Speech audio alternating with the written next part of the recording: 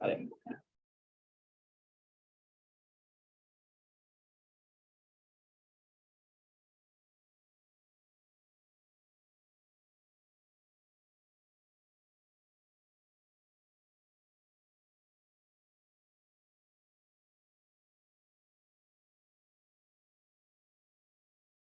Board Member Trifethan Scott, can you turn your Zoom camera on? Hi, yes, I'm here. Is it possible for you to turn your video camera on so we can see you? Absolutely. Yeah, just 1 second. Thank you.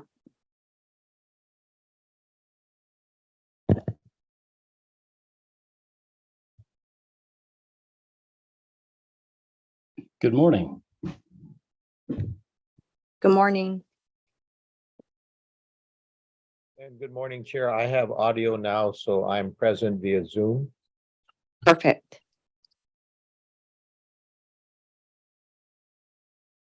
Are we good? Good morning, everyone. I'm Chair Stacy Aguiar, and this is the Board of Appeals September 14th, 2023 meeting held at the Hawaii County Council Chambers at 25 Aupuni Street, Hilo, Hawaii 96720, as well as via Zoom that we are virtually using. At this time, I'd like to introduce the members of our Board of Appeals.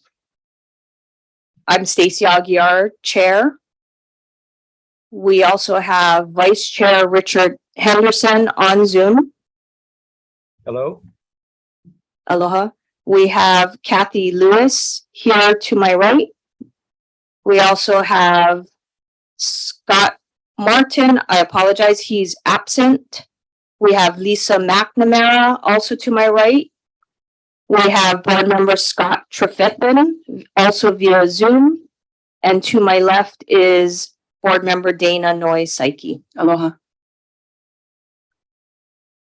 Also present with us is Deputy Corporation Counsel Sherry Tavares, the board's attorney, April Supernant, our staff to the board, and Kim Tanaka, Secretary to Boards and Commissions. Being that we are on Zoom platform and in a closed meeting, if we can just remind everyone to turn their cell phones off, and I'll review some online protocols. If everyone could mute and silence your mobile devices, all cameras must be turned on at all times when you're giving testimony. One person speaks at a time with no side conversations. Mute your device when you're not speaking to improve audio quality for all. Raise your hand and wait for recognition before speaking. Prior to speaking, please state your name so that all parties know who's speaking. Speak slowly, clearly, and be close to your microphone. Limit distractions if you are on the Zoom platform.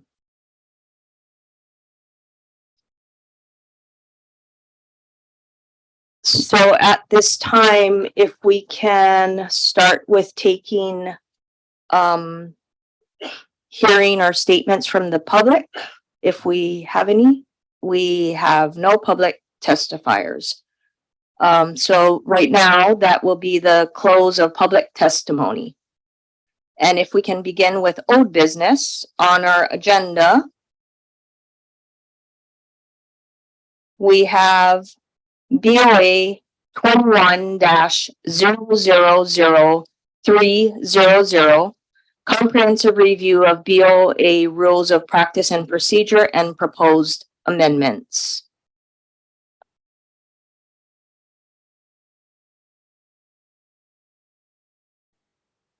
So if we can, pardon me.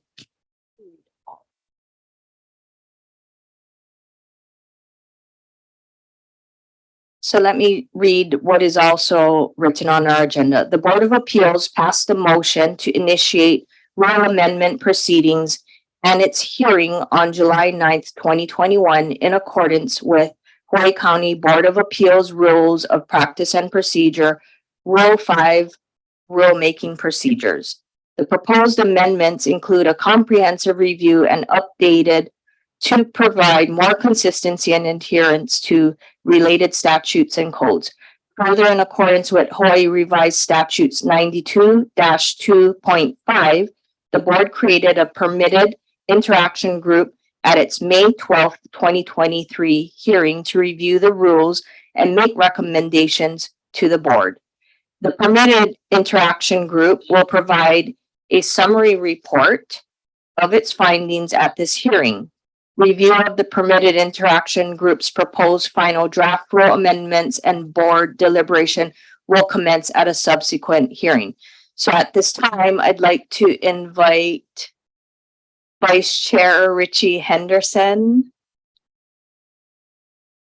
to provide his report to the rest of the board and identify or introduce the members who are part of the permitted interaction group. Thank you, Chair Aguiar. This is Richard Henderson, member of the interim interaction group that provided the review of our rules and procedures for the Board of Appeals. We met on several occasions to spend many hours going over the rules from the beginning to the end. And as you stated in the initial summary of the task, we did review and make the rules conform to recent standards set by state and other county rules that have been in effect for a while, but our rules weren't up to that level. Having said that, most of the corrections were to bring it in compliance with the current names of officials involved in our county government. A lot of it was to align the dates and times that at times were kind of cross confusing.